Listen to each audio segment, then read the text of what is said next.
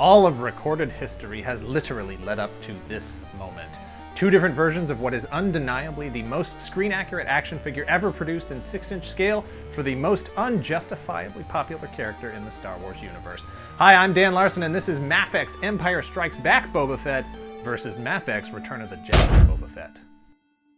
These figures are so evenly matched, so similar that this versus will actually require digging deeper than our usual 5 rounds. Packaging, sculpt, paint apps, articulation, price, and availability, all 5 of those rounds result in a straight draw because they are the same. Sure, the colors are different, but the quality and realism of the paint is the same. Same with the sculpt. Most of it is recycled from the Empire version to the Jedi version, but the quality and accuracy are the same. The price is the same, and the only place to get them is online. So clear the board, and let's start from the beginning.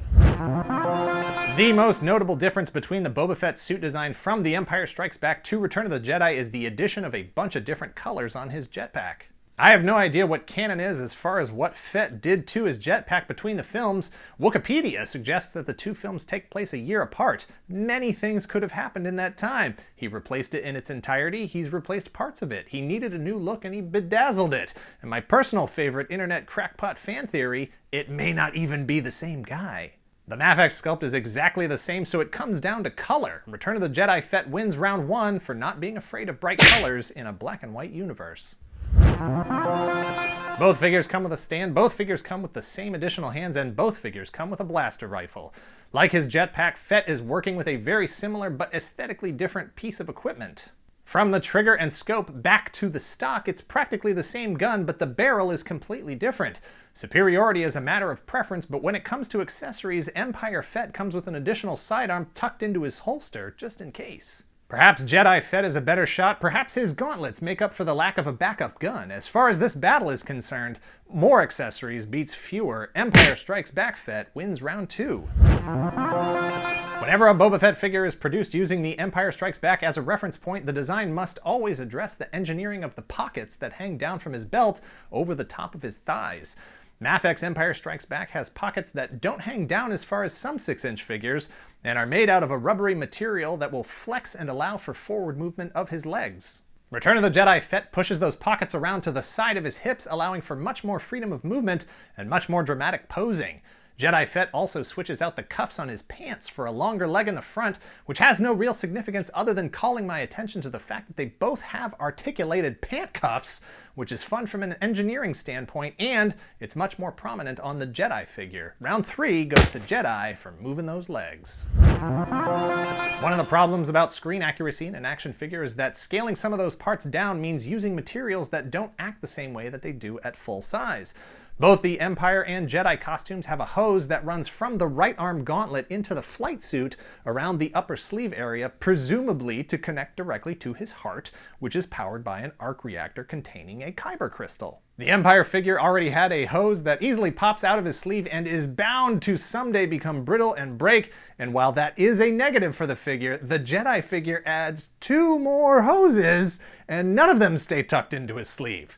Screen accurate or not, the less ugly hoses, the better. Round 4 goes to Empire Strikes Back Fett.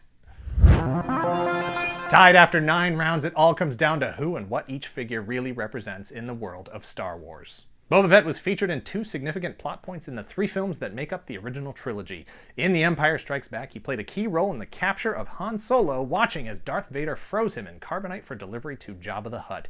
It is Boba Fett's finest moment. In Return of the Jedi, Boba Fett tries to be a stone-cold badass, but is immediately disarmed by Luke, has his jetpack disabled by a blind Han Solo, and finds himself deep in the bottom of the Great Pit of Carkoon, home of the Sarlacc, in whose belly he will be digested over the course of 1,000 years. Round 5 goes to Empire Strikes Back Fett in remembrance of the good times.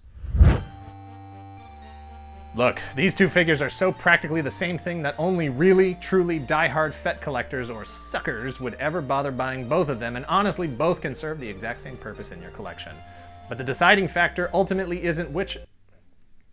Look, these 2 figures are so practically the same thing that only really, truly die-hard Fett collectors or suckers would ever bother buying both of them, and honestly, both can serve the exact same purpose in your collection.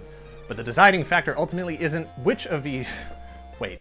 Isn't what each of these figures, really truly diehard Fett collectors or suckers, would ever buy